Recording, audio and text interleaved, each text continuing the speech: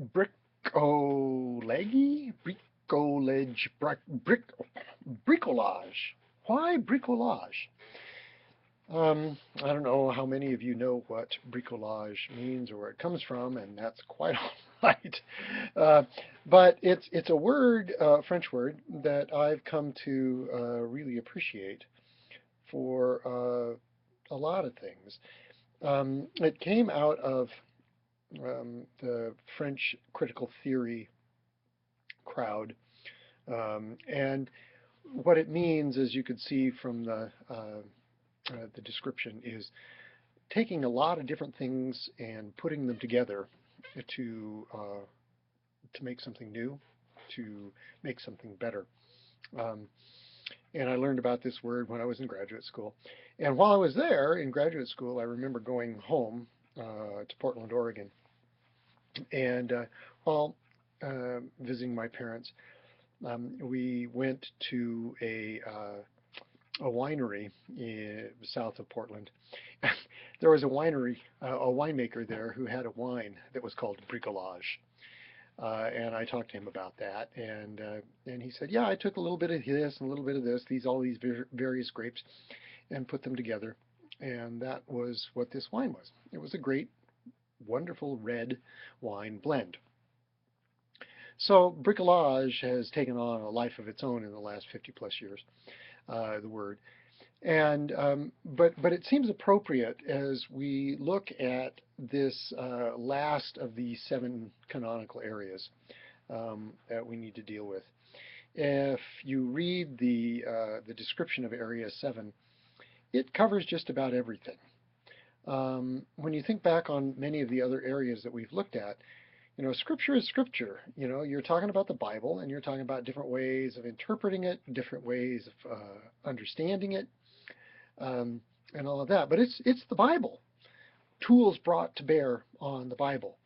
Same thing with the history. You're looking at movements. You're looking at, or we're looking at which parts of history make a difference for us. How does it have an impact on um, theology and all of those kinds of things? But in Area 7, this particular area, we talk about the orders of ministry. You know, deacon, priest, bishop, laity, all of those orders of ministry. We talk about church polity, which is canon law. And I know that those of you who took Larry Hitt's class talked about canon law. We now fold in pastoral care or counseling, um, Christian education. It's the mixed bag. It's this whole mishmash of stuff that didn't fit in the other six areas that the Episcopal Church has deemed um, worthy, valuable. I don't know. I don't want to go too hard into this. Of their own set of considerations. So Scripture is a set of consideration. History is a set of consideration. Theology. But when we get to theory and practice of ministry, and I remember one of you saying you weren't so much into theory. Well, I understand that, but this is the place where all of the other stuff that we've been talking about or that you've studied over the course of your seminary career, where it all kind of comes together. Uh, and so that's kind of what bricolage is. You're looking back at these other seven areas, and bits and pieces of all of those um, can have an impact on how you understand ministry as a priest or a deacon, or for some of you perhaps a bishop, or in your current role as lay. Um, what does church history have to say about pastoral care? What does liturgics have to say about spiritual direction? Um, what does canon law that you've been talking about, how does it define the kinds of things that we can or cannot do as Episcopalians?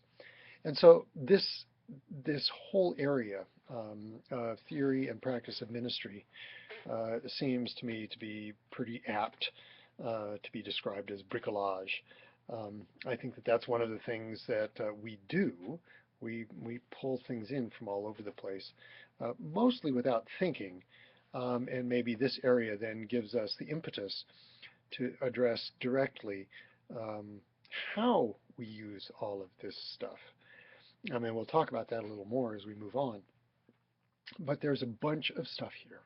There is a bunch of stuff here that um, is part of our day-to-day, week-to-week life as we function as leaders in the church. I always have to worry as a campus minister when somebody calls me and says, "Would you do our wedding?"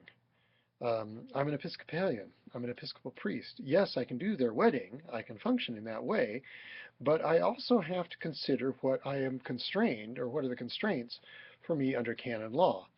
And I've had somebody who came to me with 3 prior weddings, or 3 prior marriages, and was going into his 4th. I, I have to go to the bishop. I have to go to the bishop's canon to say, can I do this? So the canon law is there, even though I want to do what I've been asked to do as in a wedding, in an act of blessing, of pronouncing a blessing. But I also have to be responsible to my role as an Episcopal priest. Currently, I'm in a conversation about a funeral, and the person who is trying to put the whole thing together is working with a number of parties, one of whom is an Episcopal deacon. And the person who's putting this together, she herself attends an Episcopal church. And she said, well, we've got somebody to do the eulogy, but I think the priest has to give the homily. Well, no, not quite. That may be the practice where she's attending, but canon law and the customs of the church have different things to say about that. So this comes into all sorts of this whole area of theory and practice of ministry comes into all sorts of pieces of what we do on a day-to-day basis. Some of it's ceremonial, some of it's educational, some of it's pastoral, and that's what we've got to deal with in this little episode of week 9.